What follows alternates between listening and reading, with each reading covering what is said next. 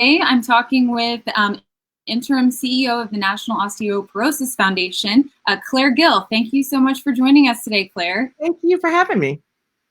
To kick us off, how long have you been working for the foundation? I've been with the National Osteoporosis Foundation for 7 years in a variety of roles. I worked in communications and marketing at first, and then became Chief Mission Officer, and then I took over as Interim CEO this past January.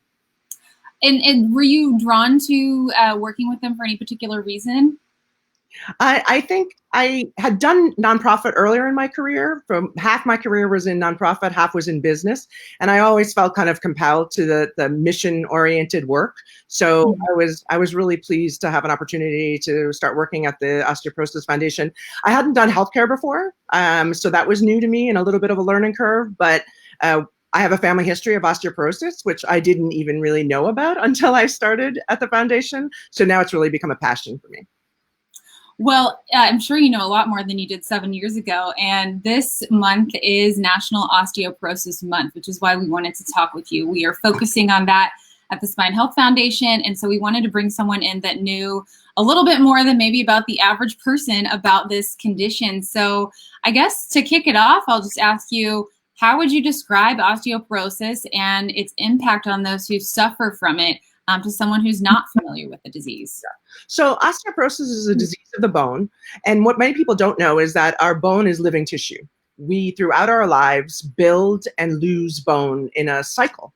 And as we're growing up, so in our adolescence and our early 20s, we build all the bone we're going to get. You build the most dense, strong bone you're going to have that's going to keep you going throughout the rest of your life. The rest of your life, the bone remodels. You lose bone, you regain bone, etc. As we age, that recycling process, the losing bone, building bone, sort of gets off kilter a little for some people. And when that happens, that's what leads to low bone mass, which can eventually lead to osteoporosis if action isn't taken. And what we need to do then is, again, remind people that we have to pay attention to our bone throughout our entire lifetime. It's what holds up the rest of the organs. It's our skeleton. It makes so much sense that we really need strong bones to be able to live healthy and independent lives. So that's the easy way to think of it, is just, again, bones become weak and become more susceptible to fracture. And that's really what the outcomes of osteoporosis are. It's that when you fall from a standing height, so you might just trip over a carpet or trip on the sidewalk. If you fall and break a bone, then the underlying cause is probably osteoporosis, because no matter what your age, you should be able to fall and not break a bone. Now, can it be something that anyone of any age gets?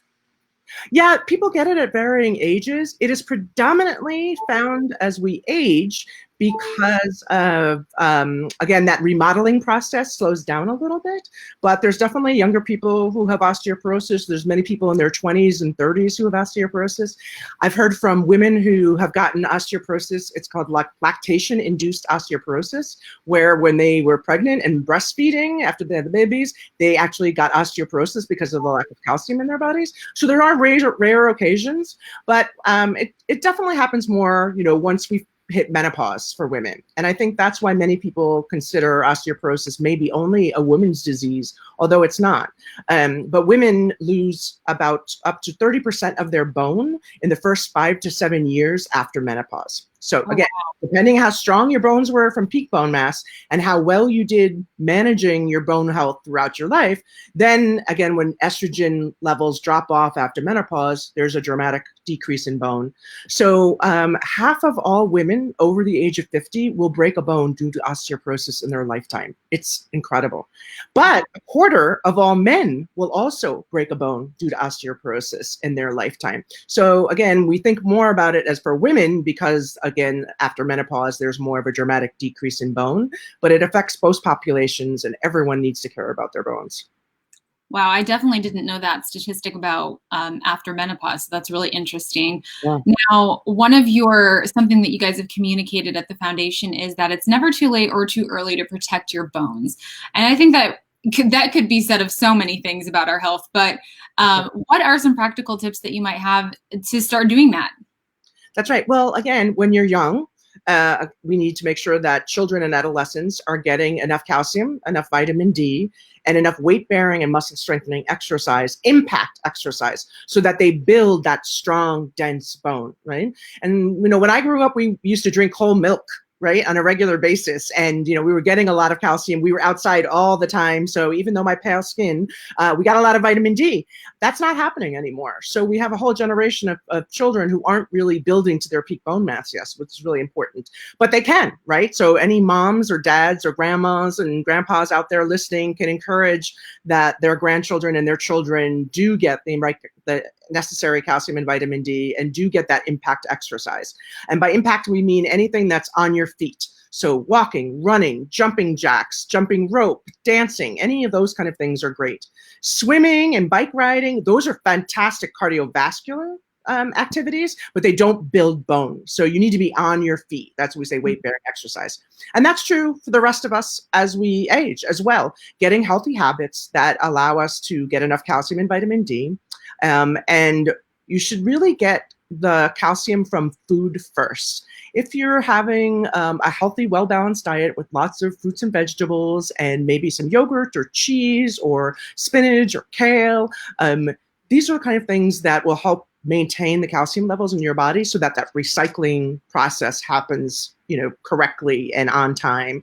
And vitamin D, it's a little harder. There aren't as many foods that have vitamin D in them, and we don't go outside anymore without sunblock, so we're missing on getting the vitamin D directly from the sun. So sometimes there is a supplement that's needed for that. But for both, you should get as much as you can from a healthy diet first, and only supplement for the shortfall in your diet. So, for example, if I am supposed to get 1,000 milligrams a day based on my age group, and I had a yogurt, which had 300 milligrams, and maybe I had cheese, which had 200 milligrams, then I've already eaten 500 milligrams. I wouldn't supplement at 1,000 milligrams again, right? I would only need a supplement for the 500 that I didn't get in my diet. So that's something that people should keep track of during the day, and then make sure that they're getting the right amount that they need. Yeah, when it comes to vitamins, there really is too much of a good thing sometimes. Right, exactly right. There's upper levels of safety, but with calcium, your body will secrete out the extra calcium that you don't need. So it really doesn't do you any good to get more than the recommended daily allowance. However, it's essential that you do get the recommended daily allowance, right? So that's kind of the fine line. Well, one of the things that we care a lot about at the Spine Health Foundation is sharing empowering stories of hope, people that are dealing with their issues, but finding ways through, so that we can share those with other people who maybe are at the beginning of that journey. Do you have any stories that you could share with us about people that have worked through this that you know? Yeah, there's tons. And actually, we have an online community that anybody can sign up for on Inspire. You can reach it on our website at nof.org. And there you'll find a lot of peer-to-peer support and really good stories from people about their journey through osteoporosis. So I think a couple of things to keep in mind is that it is a chronic disease. And that is something that's hard for people to face. And, at first they might be a little bit daunting, like, oh no, I fractured a bone and potential to continue these fractures. But as many of our patients have found out, once they were aware of the need for better bone health and aware of their deficiency, then they took the steps necessary to kind of make sure that they continue to improve their bone health. So one very personal story is my mother had osteoporosis. She broke her hip and in her 80th year, which is very common. Sadly, about 25% of people who break a hip die within the first year after that fall. So, but again, my mom is a success story in that she went to rehab, she did the work, she, got herself back up, and then she was able to return home and live independently again. So that's always one of the better stories that we'd like to hear. We have several online moderators, volunteer moderators, who help reach people on our online community and share their story.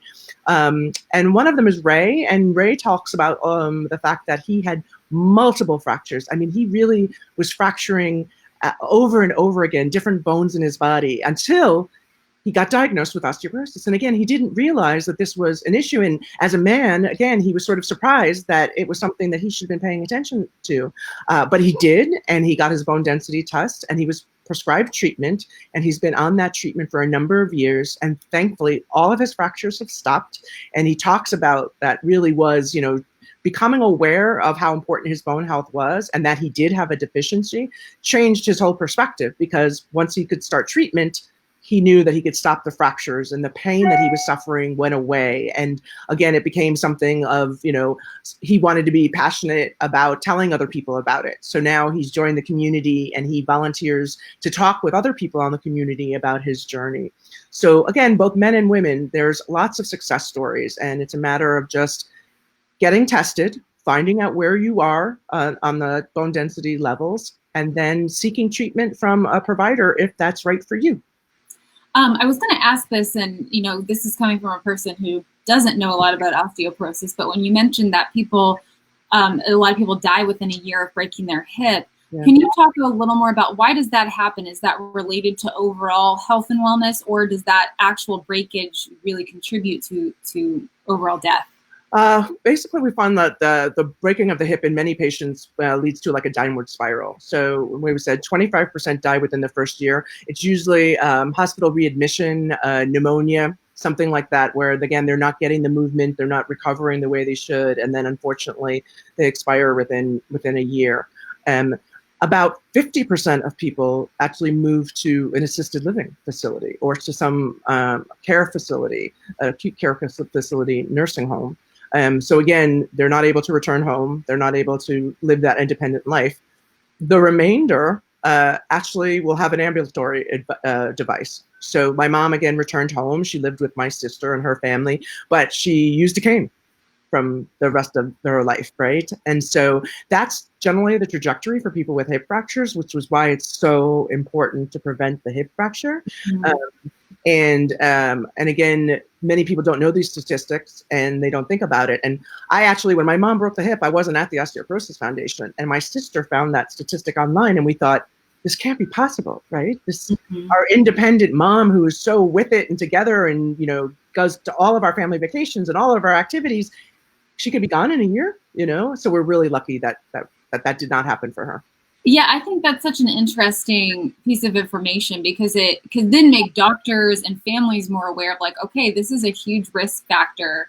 It's not necessarily the reason, but it's compacted with all those other things. I feel like that could be really helpful in seeing that number go down in the future. The other thing people don't really realize too, just I want to point out, is even that first fracture. So if you're a woman over the age of 50, woman or man, I should say, sorry, over the age of 50, and again, you fall from a standing height and break a bone, that's the seminal event. That's your opportunity to say, oh, something's wrong here, right? Mm-hmm. Then get on a path to building better bone health, because fractures beget fractures. If left untreated, you will fracture again if you fall, or for some people, it gets as complicated as they could sneeze and fracture a bone, or they get hugged and they fracture a bone. The bone becomes so weak. So that first fracture is really the sign for anyone to say, wait a minute, why did I fracture? Or why did my mom fracture from that fall?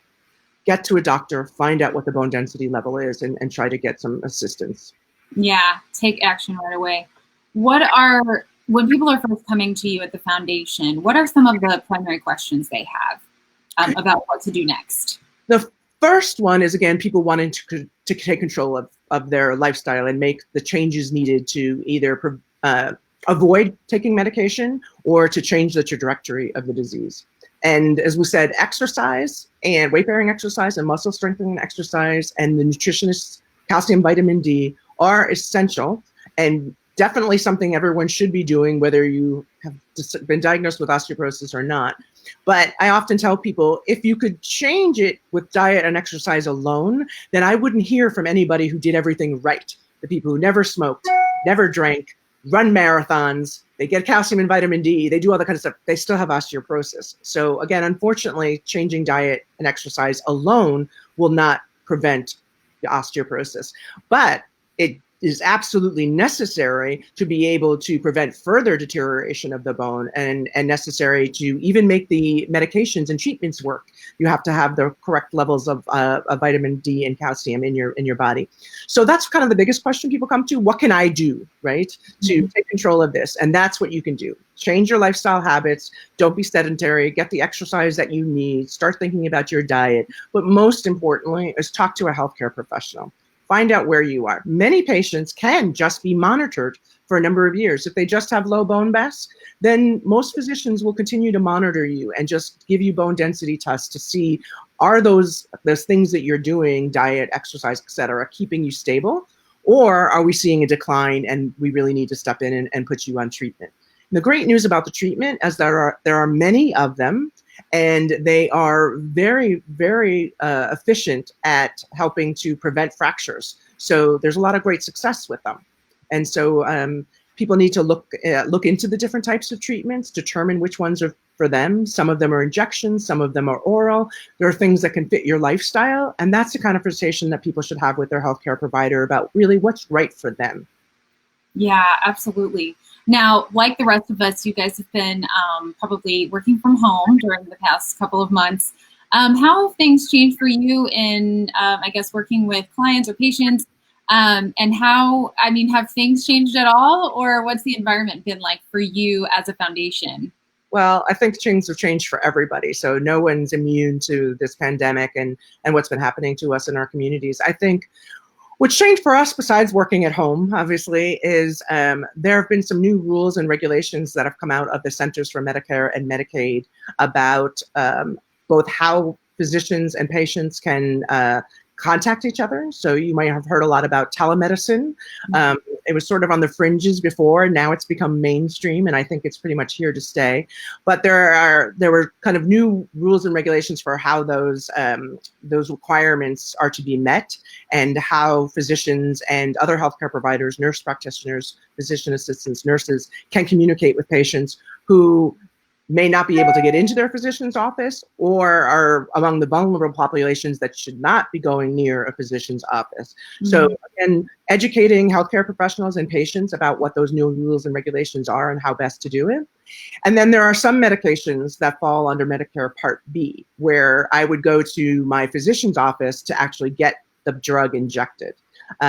If that's not possible now due to the office being closed or my vulnerability, again, CMS has tried to relax some of the rules and regulations about how to get patients that treatment, whether it's through a visiting nurse service. Some places have even done drive-through, like you've seen the drive-through testing. They've actually done drive-through injections where the patient can pull up, get their medication, and move on. All of that, as you can imagine, is incredibly complicated. It's new to everyone. So we've been doing webinars, we've been doing surveys, we've been reaching out and sending comment letters to CMS to say, hi, this is terrific that you're doing this, but here's how it's not working, or what we need to improve, and here's where we think it's working. And so I think that will continue throughout this crisis, is just trying to help alleviate the fear patients have about how to manage the disease during this crisis, and how to keep everyone as safe as possible during the pandemic.